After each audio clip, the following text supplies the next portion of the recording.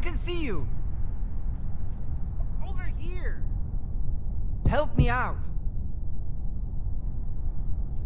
What? Wait! You can't just leave me here.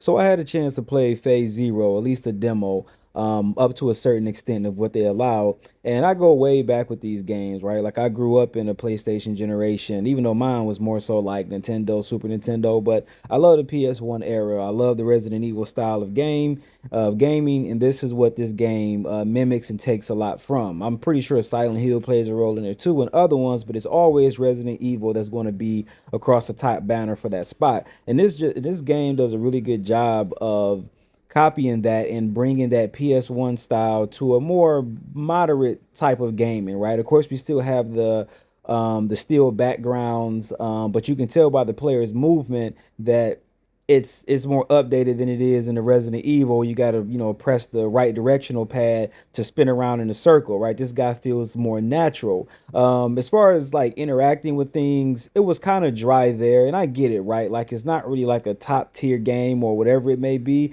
And I think for what they're setting out to do is very simple, and that's something that they are really good at, right? Which is basically like, hey, like there's an infection, there's a virus, there's zombies, you get guns, you go out, kill them, you try to survive. They are very well at doing that, at least from what I could tell from this demo. So at first, when I played it for like the first 5 minutes or so, I was kind of like, like it's okay, right? Like I'll pay $20 for the game, 15, you know what I mean, more so, from what I was getting. But the more I got into it, I kind of seen what they were doing, and it was engaging, right? It was something I would really enjoy playing, taking me back to nostalgia of my childhood, and just being able to relive that, but with a different kind of, game, but same type of genre and style. I can definitely rock with that. So in this demo, you'll play as I forget this guy's name, even if he has one. I think his name is Guy, and Guy wakes up from a coma, and he's surrounded by zombies. He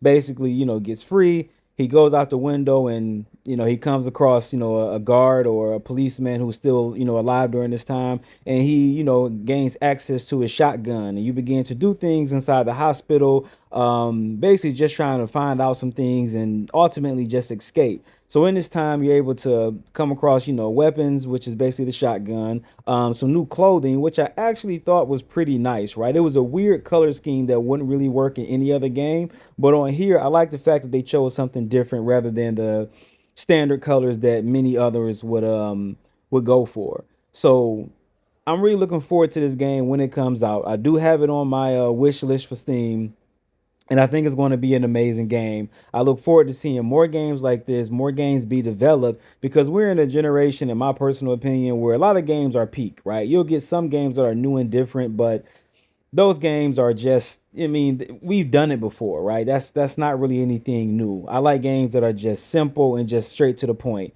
Decent enough story and this, that, and the other. And this is what this game is going to bring. So if you enjoy the original Resident Evil style with the fixed camera angles, the steel background, you know what I mean, and you love survival horror, especially when that includes zombies, then this game right here is definitely going to be a pickup for you when you get the chance or opportunity. So if you're excited for this game like I am, give this video a thumbs up and let me know in the comment section down below. Let me know what your nostalgia horror game was that introduced you to survival horror. For me, it was Resident Evil, right? Doom kind of came before that on the Super Nintendo, but Resident Evil was the one that drove it home for me. So with that being said, it's your boy, oh no, not another reviewer, and I'm out.